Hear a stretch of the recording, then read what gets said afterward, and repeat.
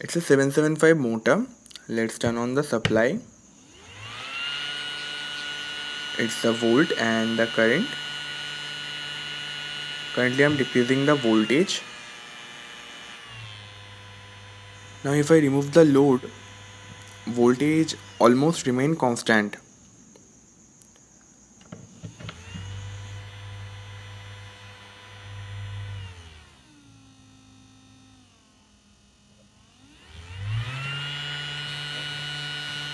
Now I'm decreasing the current. Voltage is dropping because of the low current.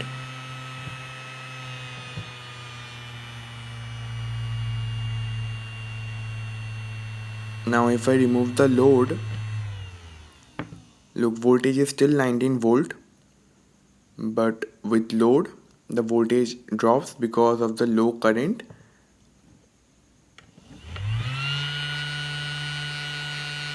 So both volt and amp work perfectly. Let's see how to make this power supply. So let's have a look at the component list.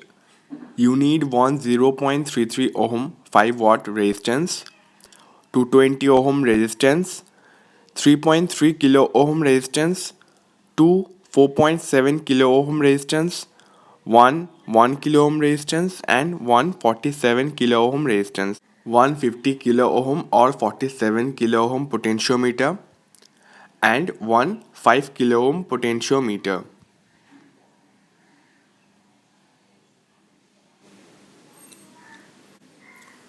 You need one LM338, the main regulator chip. This is like LM317, but it can handle more current like 5 to 7 amps. And you need two power transistors. These are TIP42C. You can use similar power transistors. Two LEDs, any color you want. One inductor and male and female DC connectors. And I'm going to use this volt ammeter. This is rated for 100 volt and 10 amp. You can use this kind of voltmeter or you can skip it. I just forgot about this electrolytic capacitor. I'm going to use a 35 volt 3300 microfarad capacitor because I'm using a 20 volt power supply. You can easily use a 1000 microfarad capacitor just like the diagram, and this is placed after this resistor,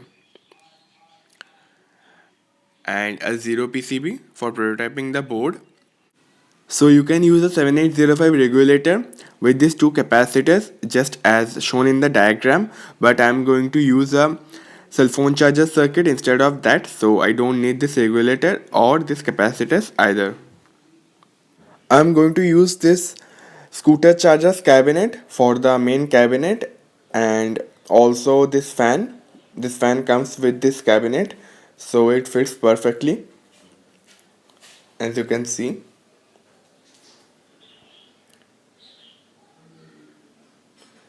And this 5 volt cell phone charger circuit for the 5 volt supply. You can easily use a old computer power supply cabinet just like this one. These are really easy to find and also comes with a fan.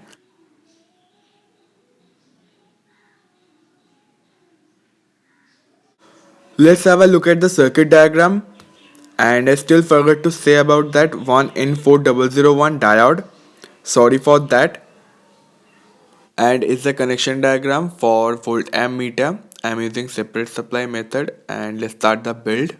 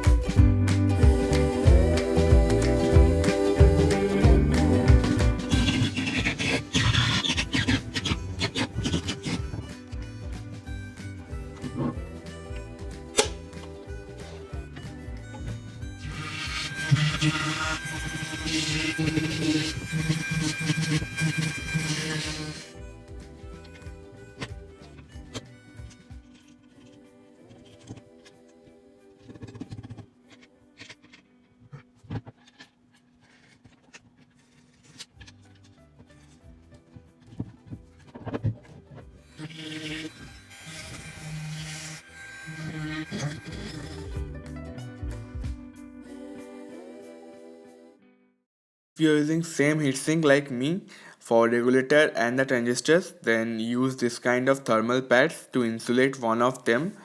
I mean, you can use one thermal pad for the regulator chip, or you can use two thermal pad for the transistors. I'm going to insulate the transistors.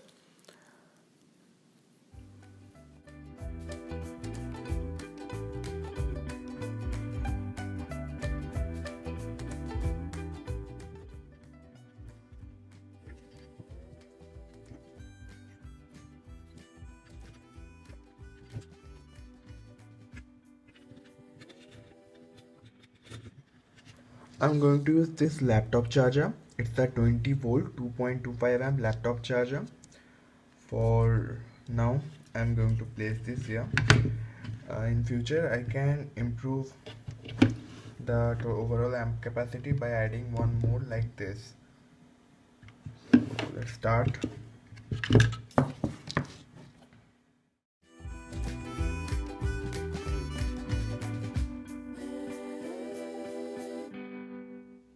Thanks for watching guys. If you like the video, give it a thumbs up and press the subscribe button for more videos.